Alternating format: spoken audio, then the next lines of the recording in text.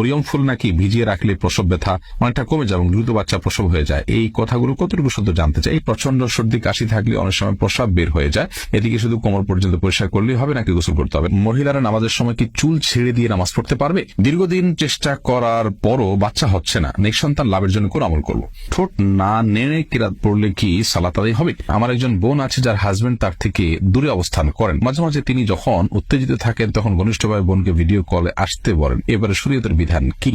নামাজের চোখ বন্ধ রেখে তেলাওয়াত শুনলে বা তেলাওয়াত করলে নামাজের কোনো ক্ষতি হবে কিনা? প্রতিদিন নামাজ পড়ি না, শুক্রবার জুমার নামাজ পড়লে নামাজ হবে কিনা? আমার বাচ্চা ঘুমের মধ্যে সবসময় চিৎকার করে কেঁদে ওঠে, কিছুতেই থামাতে পারি না, কি করতে পারি? গর্ভধারণের জন্য কবিরাজের কাছে গেলে এবং বিভিন্ন ধরনের তাবিজ ব্যবহার করলে গুনাহ হবে কিনা? যদি আল্লাহর নাম নিয়ে ব্যবহার করা হয় পায়ের উপর পড়া জায়েজ আছে কিনা? নামাজ চলাকালীন সময় যদি ওযু ভেঙে যায় এবং সামনের কাতার থেকে বের হওয়ার সুযোগ না থাকে তবে ওই মুহূর্তে আমি কি করব?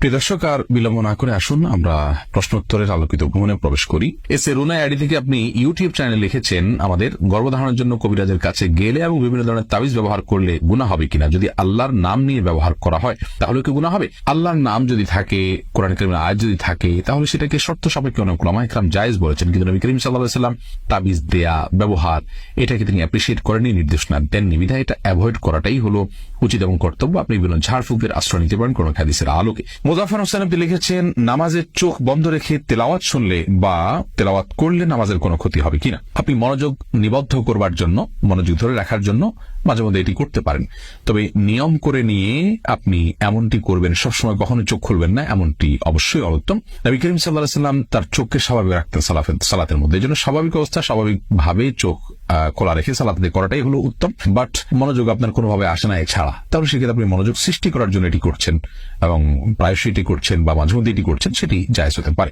শাহনাজ পারভিন আপনি লিখেছেন, আমি একজন প্রাইমারি শিক্ষক, আমার কি বাচ্চাদের সামনে পূর্ণ পর্দা করতে হবে? বাচ্চারা যদি খুব ছোট হয়, ক্লাস 1-2 বাচ্চা, তাহলে সেক্ষেত্রে তাদের সামনে পূর্ণ পর্দা না করলেন, কিন্তু যারা বালেগ হওয়ার কাছাকাছি, যারা ভালো মন্দ নারী পুরুষের মধ্যকার সম্পর্ক ইত্যাদি বুঝতে পারে, পারিবাল বুলুগ বা মুরাহাক যাদেরকে বলা হয়, এই টাইপের বাচ্চা হয়ে গেলে তাদের সামনে আপনার পর্দা করার চেষ্টা করতে হবে। এমনি রফিকুল ইসলাম আপনি লিখেছেন, একাকী নামাজ পড়ার সময় কেরাত পড়ার বিধান কি? ঠোঁট না নেড়ে কেরাত পড়লে কি সালাত আদায় হবে? না, সালাত আদায় হবে না, আপনাকে ঠোঁট নাড়তে হবে। ঠোঁট যদি আপনি না নাড়েন তাহলে সেক্ষেত্রে সালাত আদায়ের জন্য যে কেরাত পাঠের আবশ্যকীয়তা সেটা আদায় হবে না। মনে মনে পড়লেন, সেটাকে তেলাওয়াত বলা হবে না, কেরাত আপনাকে পড়তে হবে। নবী করিম সাল্লাল্লাহু আলাইহি ওয়াসাল্লাম বলেছেন, লা সালাতা লিমান লাম ইয়াকরা বিফাতিহাতিল কিতাব, যে ব্যক্তি সূরা ফাতিহা পাঠ করেনি তার সালাত হবে না। তাহলে এখানে পাঠ করতে বলেছেন তিনি। আপনি যদি মুখ না নাড়েন, ঠোঁট না নাড়েন, জিহ্বা না নাড়েন, তাহলে পাঠ হলো না, সেটা কল্পনা হলো, সেটা জল্পনা হলো, সেটা স্মৃতিতে আপনি স্মরণ করলেন, স্মরণ হলো। তো স্মরণ করতে তো বলা হয়েছে পাঠ করতে, অতএব আপনি ছোট না নামলে নামাজ হবে না।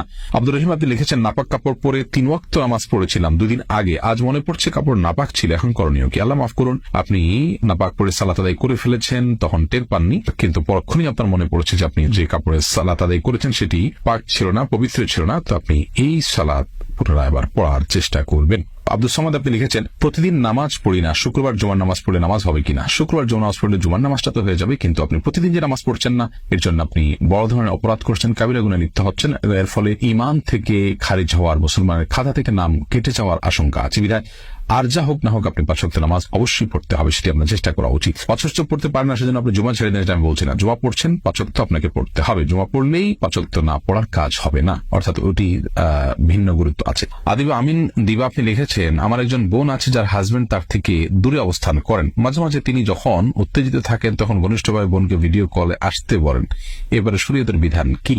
আল্লাহ মাফ করুন, এই বিষয়গুলো মৌলিকভাবে জায়েজ যদি সেফটিটা নিশ্চিত থাকে, অর্থাৎ ভিডিও বেহাত হবে, অন্য থার্ড পার্টির কাছে যেতে পারে, এরকম আশঙ্কা থাকলে সেক্ষেত্রে এটা জায়েজ নয়, কারণ সতর ঢাকা এবং নিজের প্রাইভেসিকে রক্ষা করাটা অবশ্য কর্তব্য। এই সাধারণত যে সমস্ত অ্যাপগুলোর মাধ্যমে ভিডিও কল করা হয়, এগুলো আমি যতটুকু জানি যে সেগুলো সংশ্লিষ্ট কর্তৃপক্ষের মনিটরের সুযোগ থাকে, যদিও তারা ইন্ডিভিজুয়াল প্রত্যেকটা মানুষকে আলাদা আলাদা করে তার মনিটর করার সুযোগ পায় না। যদি বেহাত হওয়ার বা অন্যের দৃষ্টিগোচর হওয়ার বা অন্যের কাছে যাওয়ার মতো সেরকম আশঙ্কা না থাকে, তাহলে এটা বেসিক্যালি জায়েজ আছে। স্বামী স্ত্রী একে অন্যকে তার শরীরে যে কোনো অংশ দেখাতে পারে, তবে এগুলোর ফলশ্রুতিতে তাদের উত্তেজনা আরো বেশি বৃদ্ধি হবে, এর ফলশ্রুতিতে তারা হারামে লিপ্ত হতে পারেন, জড়াতে পারেন। আর এই কারণে প্রবাসে খুব দীর্ঘ সময় স্ত্রী ছাড়া একজন স্বামীর বসবাস করা জায়েজ নয়, বা স্বামী ছাড়া স্ত্রীর বসবাস করা জায়েজ নয়। এই জন্যই তো প্রবাসে যথাসম্ভব এইভাবে দীর্ঘকাল অবস্থান করার যে একটা টেন্ডেন্সি বা একটা প্রবণতা আমাদের অনেকের মধ্যে আছে, সেখান থেকে আমাদের বেরিয়ে আসা উচিত। নাজিমউদ্দিন নারায়ণ লিখেছেন, নামাজ চলাকালীন সময় যদি ওযু ভেঙে যায় এবং সামনের কাতার থেকে বের হওয়ার সুযোগ না থাকে, তবে ওই মুহূর্তে আমি কি করব?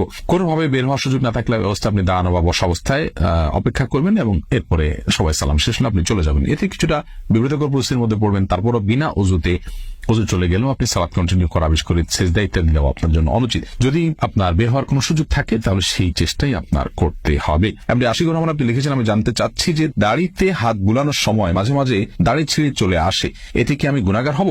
ইচ্ছাকৃত তো আর এটা কেউ করেন না, আপনি হাত বুলাতে গিয়েছেন, হঠাৎ একটা ছুঁড়ে চলে আসলো, এটা আপনার ইচ্ছার বাইরে। অতএব লা ইউকাল্লিফুল্লাহু নাফসান ইল্লা উসআহা, আল্লাহ কাউকে তার সাধ্যের বাইরে কোনো কিছু চাপিয়ে দেন না, বাধ্য করেন না, বিধায় এর কারণে আপনার গুনাহ হবে না ইনশাআল্লাহ। তার আফসারা ইমরোজ আপনি লিখেছেন, দীর্ঘদিন চেষ্টা করার পরও বাচ্চা হচ্ছে না, নেক সন্তান লাভের জন্য কোন আমল করব? নেক সন্তান লাভের জন্য আল্লাহ রাব্বুল আলামিনের কাছে আপনি দোয়া করবেন, রব্বি হাবলি মিনাস সলিহিন, কোরআনে কারীমের দোয়া, আল্লাহর প্রিয় নবীদের দোয়া, রব্বি হাবলি মিনাস সলিহিন, হে আল্লাহ আপনি আমাকে নেক সন্তান দান করুন। আপনি আরেকটি দোয়া করতে পারেন, রব্বি লা তাদারনি ফারদা ওয়া আনতা খায়রুল ওয়ারিসিন, আল্লাহ আপনি আমাকে একা ছাড়বেন না, আপনি সর্বোত্তম ওয়ারিস দাতা। ঠিক একইভাবে আপনি রব্বি হাবলি মিন লাদুনকা যুররিয়াতান তাইয়্যিবা ইন্নাকা সামিউদ দুআ, হে আল্লাহ আপনি আমাকে পবিত্র সন্তান দান করুন, কারণ আপনি দোয়া শ্রবণকারী। এই দোয়াগুলো একযোগে আপনি পাঠ করতে পারেন নেক সন্তান কামনা করি। আর সেই সাথে মনে রাখবেন, আল্লাহ তাআলা দুনিয়াতে কাউকে কোনো অপূর্ণতা দেন, কোনো পরীক্ষা দেন, কোনো দিক থেকে তার কোনো ত্রুটি বা খুঁত রাখেন, সেটি আল্লাহ তাআলার পক্ষ থেকে ফয়সালা আমাদের কল্যাণার্থে। বিধায় আপনাকে যদি আল্লাহ সন্তান নাও দেন তো আপনি এর জন্য কষ্ট হবে, হয়তো এক ধরনের অপূর্ণতা থাকবে যে আল্লাহ অনেককে দিয়েছেন, কিন্তু আপনি সেটা কাটাবার জন্য আপনি কোন ইয়েতিমকে লালন পালন করেন শুধু আল্লাহকে খুশি করবার জন্য, বাপ ডাক শুনবার জন্য নয়, সেই সাথে আপনি আল্লাহর প্রতি নিজেকে পরিপূর্ণভাবে ন্যস্ত করে ফেলেন। আশা করা যায় ইনশাআল্লাহ বিইذনিল্লাহ আপনার সন্তানহীনতার বা সন্তান না থাকার যে কষ্টটা কিছুটা হলো লাঘব হবে। আমরা অনেকেই এই জাতীয় বিষয়ে হতাশ হয়ে যায়, হতাশ না হয়ে আল্লাহ তাআলা ফয়সালাকে মেনে নেওয়া, এটা পরীক্ষা। আল্লাহ আমাকে অনেক দিক থেকে ভালো লেগেছেন, যা অনেককে সন্তান দিয়েও আল্লাহ তাআলা সেই দিক থেকে ভালো রাখেন না, বিধায় সেই দিকটা চিন্তা করে বিবেচনা করে আমাদের ভালো থাকার চেষ্টা করা উচিত। মোহাম্মদ হোসেন লিখেছেন, পায়ের উপর পরা জায়েজ আছে কিনা? মেয়েরা পায়ের উপর পড়তে পারেন, তবে নূপুর পরে বাহিরে গিয়ে অন্য পুরুষের সামনে প্রদর্শন হয় বা তাদের আকৃষ্ট করা হয়, এরকমটি করা তাদের জন্য জায়েজ নয়। সাদিয়া জামান আপনি লিখেছেন, আমার বাচ্চা ঘুমের মধ্যে সবসময় চিৎকার করে কেঁদে ওঠে, কিছুতেই থামাতে পারি না, কি করতে পারি? আপনার বাচ্চা অতিরিক্ত চিৎকার করে, অস্বাভাবিক চিৎকার করে কেঁদে ওঠে, এটি দুষ্ট শয়তানের খোঁচাখুচি বা দুষ্ট জিনের উপদ্রবের কারণ হওয়ার আশঙ্কা অনেক বেশি। এক্ষেত্রে সবসময় 3 কুল সূরা ইখলাস, সূরা ফালাক, সূরা নাস 3 বার পড়ে ফু দিয়ে তারপরে শরীর মুছে দিবেন এবং যথাসম্ভব তাকে রুকিয়ার যে অ্যাপস গুলো আছে সেগুলো থেকে তেলাওয়াত আপনি চালু করে রাখবেন। আশা করা যায় ইনশাআল্লাহ বাচ্চা কিছুটা হলে ভালো ফিল করবে। আবু তোহা মোহাম্মদ আদনান আইডি থেকে আপনি লিখেছেন, আমরা জানি তরল পানীয় 3 নিঃশ্বাসে পান করতে হয়, তাহলে আমরা চা বা কফি যে 3 নিঃশ্বাসের বেশি বা অনেক নিঃশ্বাস নিয়ে পান করি, এটা কি সুন্নাহ বিরোধী নয়? সুন্নাহ কি 3 নিঃশ্বাসে সীমিত?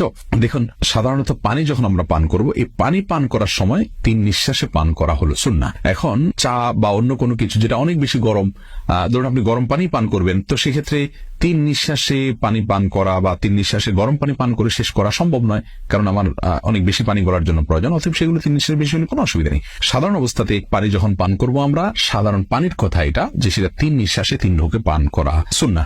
এখন পানির সাথে আপনি জুস পান করলেন পানি জাতীয়, সেটাও যদি 3 নিঃশ্বাসে পান করতে পারেন ভালো, কিন্তু কোনোটা যদি বেশি করতে হয়, যেমন চা বারবারে খেতে হয়, কোনো অসুবিধা নেই, কারণ এটি 3 নিঃশ্বাসে পান করার জিনিসই না। আর দ্বিতীয়ত কথা হলো যে 3 নিঃশ্বাসে পান করাটা ফরজ ওয়াজিব নয়, যেটি না করলে গুনাহ হয়ে যাবে। বিধায় সাধারণ স্বাভাবিক পানীয় আমরা 3 নিঃশ্বাসে পান করব, সেটি হলো সুন্নাহ। আর যেগুলো গরম বা 3 নিঃশ্বাসে পান করা সম্ভব নয় বা অতি ঠান্ডা, সেগুলোকে আমরা আমাদের প্রয়োজন মতো পান করব, তাতে কোনো অসুবিধা নেই, কারণ সেগুলোর কথা মূলত বলা হয়নি যে গরম হোক পুড়ে যাক তারপর 3 নিঃশ্বাসে পান করতে হবে। তাছাড়া 3 নিঃশ্বাসে পান করাটা ফরজ বা ওয়াজিবও নয়। আফসানা ইমরোজ আপনি লিখেছেন, মহিলারা নামাজের সময় কি চুল ছেড়ে দিয়ে নামাজ পড়তে পারবে? কোনো অসুবিধা নেই, কিন্তু শর্ত হলো সেই চুলটা যেন প্রকাশ্যে বাইর হয়ে না থাকে, অর্থাৎ বড় ওড়না দিয়ে ঢাকা আছে, ওড়নার ভেতরে ছাড়া আছে, তাতে কোনো অসুবিধা নেই। এবং আপনার যাতে ডিস্টার্ব না হয়, সালাতের মধ্যে রুকু সিজদা উঠা বসাতে যেন অসুবিধা না হয়, সালাতের মনোযোগ নষ্ট না হয়, সেদিকটা আপনি খেয়াল করবেন। সেটা যদি না হয় তাহলে সেক্ষেত্রে বড় ওড়নার ভেতরে চুল থাকলে কোনো সমস্যা নেই। নাজমা আখতার আপনি লিখেছেন, প্রচন্ড সর্দি কাশি থাকলে অনেক সময় প্রস্রাব বের হয়ে যায়, এদিকে শুধু কোমর পর্যন্ত পরিষ্কার করলেই হবে নাকি গোসল করতে হবে? না, কিছুই করতে হবে না। পেশাব বের হয়ে গেলে পেশাবকে পবিত্র করবেন যাতে কাপড় বা শরীরে না লাগে, লাগলে ওই জায়গাটুকু শুদ্ধ ধুয়ে ফেলবেন, কোমর পর্যন্ত পুরোটা ধোয়া জরুরি নয়, এবং উজু করবেন যেহেতু উজু চলে গেছে। নীলিমার নীল আইডি থেকে আপনি লিখেছেন, মরিয়ম ফুল নাকি ভিজিয়ে রাখলে প্রসব ব্যথা অনেকটা কমে যায় এবং দ্রুত বাচ্চা প্রসব হয়ে যায়, এই কথাগুলো কতটুকু সত্য জানতে চাই। এটি তো আসলে কোরআন হাদিসের কোনো বর্ণনা বা বিবরণ নয় যে কোরআন হাদিসের আলোকে আমরা বলতে পারি যে এটা করা যাবে। অভিজ্ঞতা দ্বারা যদি কারো এরকম প্রমাণিত হয় এবং এটার যদি কোনো এরকম উপকারিতা গর্ভবতী নারীর জন্য প্রসব বেদনা লাঘবের জন্য আপনার অভিজ্ঞতা দ্বারা প্রমাণিত হয়, তো সেই অভিজ্ঞতার উপর আপনি আস্থা বা নির্ভরতা